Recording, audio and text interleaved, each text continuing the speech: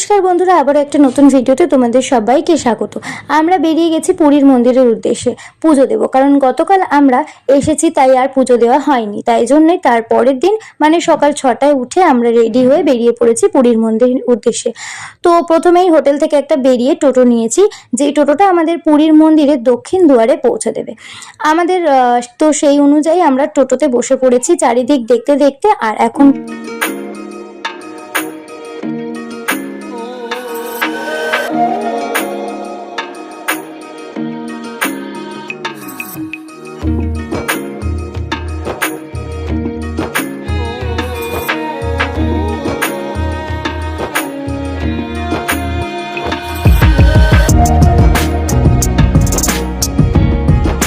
মন্দিরের দক্ষিণ দুয়ারে আমরা পৌঁছেও গেছি।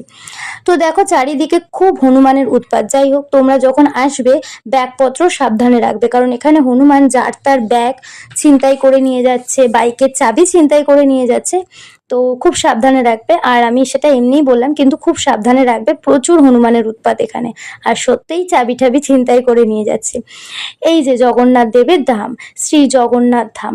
আর আমাদের পান্ডা মহারাজ সামনেই দাঁড়িয়ে আছে, কিছুটা এই রকম দেখো। আর এখনো পুরীর মন্দিরের বাইরে অনেকটা কাজ চলছে, সংস্কারের কাজ চলছে, আর পরিষ্কার পরিচ্ছন্ন হচ্ছে। সত্যি জগন্নাথ মন্দির এত পরিষ্কার পরিচ্ছন্ন, মানে কি বলবো, পুরো মনটাই শান্ত হয়ে যায়। আর গরম তো খুবই পড়েছে, কিন্তু গরম তো পড়বেই পুরী বলে কথা। কিন্তু দেখো কত ভক্তের সমাগম হয়েছে। আর ওই সাইডে আছে মন্দিরে ঢোকার বাঁ দিকে ফ্রিতে জুতো আর ফোন রাখার ব্যবস্থা।